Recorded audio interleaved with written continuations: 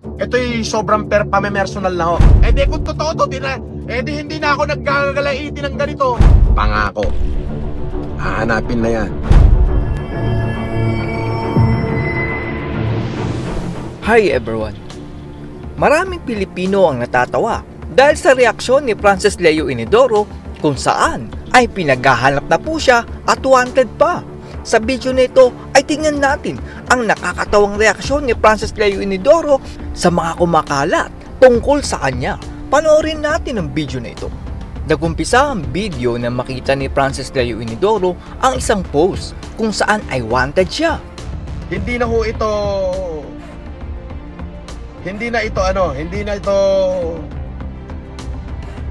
ito'y sobrang pame-personal na ho. Eh nilagay na ho, wanted, multiple count of estafa daw.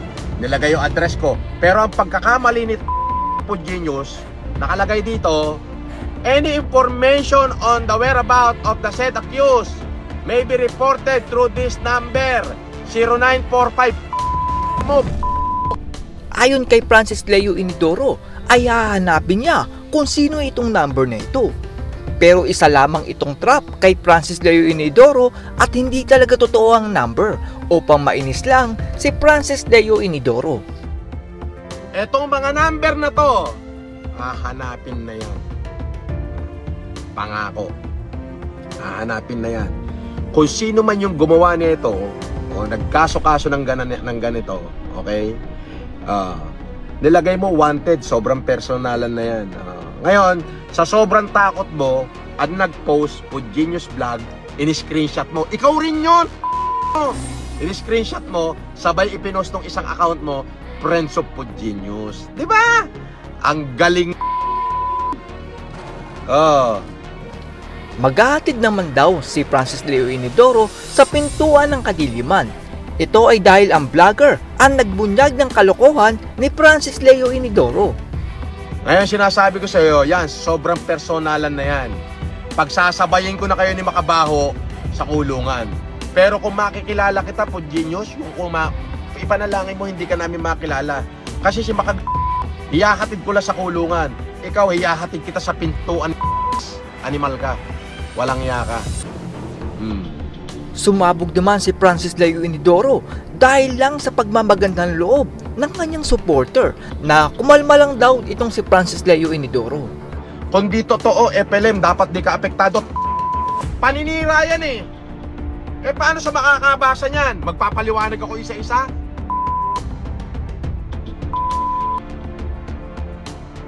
Natural, apektado ako. Hindi nga totoo eh. Pala eh. Eh di kung totoo to, hindi na ako naggagalaiti ng ganito. Kapo mo? Ay user ka muna ha.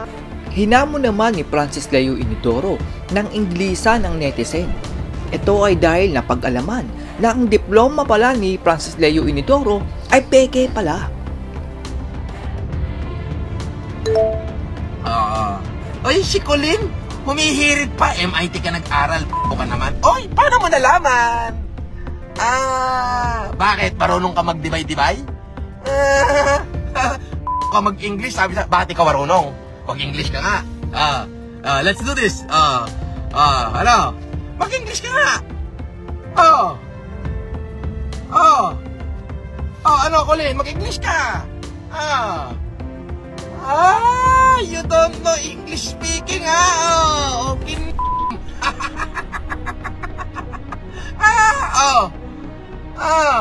You speaking no good. Ka naman sa English. Uy, bakit ikaw marunong ka? Uy. Okay.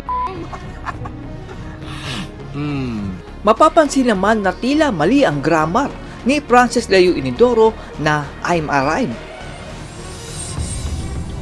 Sige na, Bon. Nakita na ako. Okay na. Unlock mo na, pabalot mo. Tapos, okay. Bahala ka na dyan. Unahin mo muna yung gamit ko sa kwarto. Yes! Good afternoon din. I'm arrived. I'm arrived. I'm arrived. Kita mo, nagmamadali pa para mapapuksan ako ng Thank you. Okay, hanggang dito na lang mga kapatid.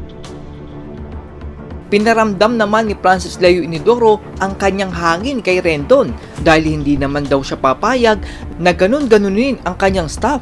Si Casper lang naman ang staff ni Francis Leo Inidoro. Diba?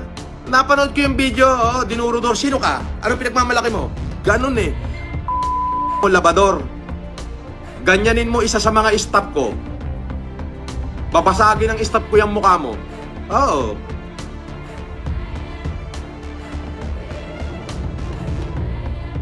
Mahangin ka na wala ka namang ihahangin. Minuto.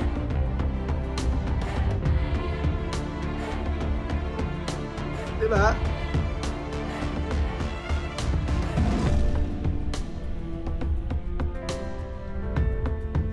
Sumikat lang, na-follow lang sa kanilang social media, feeling invincible. Oy! Grabe naman po ang hangin ni Francis Leo Inidoro kung saan ay siya daw po ang gobernador at nagbibigay ng bigas sa kulungan. Ako po, nakulong na ako. Napunta ako sa libingan ng mga buhay. Naging gobernador ako ron sa Bikutan. Naging leader ako ng mga bilanggo na who dare to challenge the power of the government. Ayun yun, nirespeto ko ng tao. Biruin mo, 3 taon ako nakakulong. Doon sa 3 taon na yon, ako nagpapakain sa mga bilanggo. Diba? Hindi lang doon mismo sa kulungan ko. Nagdo-donate pa ako ng 100 sakong bigas buwan-buwan sa ang mga kulungan. Mandaluyong, San Juan, Manila Annex. Diba? Nakita mo? Ganun tayo. Tayo, magyabang man, pero yung kayamanan natin, inuubos natin sa pagmamahal sa tao. Lalo na yung taong kapos na kapos. Yung halos hindi na kilala sa lipunan. Sasabayan nyo sa akin yung Kano ka bearing niya? Walang bearing yan. Ako na magsasabi, yan si sasampalin at babatukin lang yan. Walang kakwenta-kwentan nila lang yan. Kung sino yung sikat, sasabayan niya. Kasi hindi siya pinapatulan. Piling mayaman, piling mayabang, piling malupit, piling matapang. Wala. Ang totoo niya, si sasampalin at babatukin lang. Huwag yun ang pansinin. Okay? Walang bearing sa lipunan yan. Si okay? Walang ka-bearing-bearing. Yun. Di ba? At yan po ang nakakatawang kaganapan kay Francis Leo Inidoro. Hindi ko alam kung ako lang ba to, pero tawang-tawa talaga ako sa kanya. Parang nalilinya siya kina Tado, Bayani at Long Mejia. Yung pakiramdam na alam mo sa sarili mo na nanluloko lang siya, pero yung acting niya kasi parang siya lang talaga yung naniniwala sa mga sinasabi niya. Yun marahil lang nakakatawa kay Francis Leo Inidoro. Basta wag lang po kayo magbibigay ng donation or investment money sa kanya ay wala namang problema. That's all everyone. Salamat sa inyong panonood. This is Chuck and you're watching Biker Drew.